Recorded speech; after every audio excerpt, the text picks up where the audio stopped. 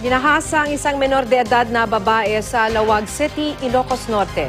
Ang suspect, sarili niyang pinsan na pinaghahanap pa hanggang ngayon ng mga otoridad. Makibalita tayo kay Manny Morales ng GMA Ilocos. Tinutugis ng pulisya ang 20 taong gulang na lalaking pinsan ng babaeng grade 6 pupil na ito na umano'y ginahasa niya. Ayon sa biktimang 12 taong gulang, tinext siya ng sospek 2 linggo na ang nakalilipas. Pinapunta raw siya ng sospek sa kanyang bahay sa Lawag City. May pinapakuha raw ang sospek at ipinabibigay daw niya ito sa kaklase ng biktima. Pero nang marating ng biktimang bahay ng sospek, dinala raw siya nito sa Kakahuyan malapit lang din sa naturang bahay. Doon na raw siya ginahasa. Masakit ang loob ng ina ng biktima, lalo pat pamangkin niya ang sospek na anak din ng isang kagawad ng barangay.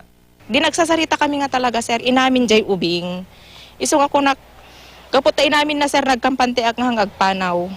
Lumabas sa medical examination sa biktima na positibo siyang nagahasa. Pinuntahan ng GMA News ang bahay ng sospek pero wala ito. Sinampahan na siya ng kasong rape. Panawagan ng magulang ng biktima. Sumuko na ang sospek. Napipapay nga song bata mo no anadeta sangsangom nga agdama nga yaramid mo. Kat amino mo tap non malpason. Hamo nga ibaybayagan ading ko rumwarkan. Manny Morales, Nagbabalita, Pilipinas.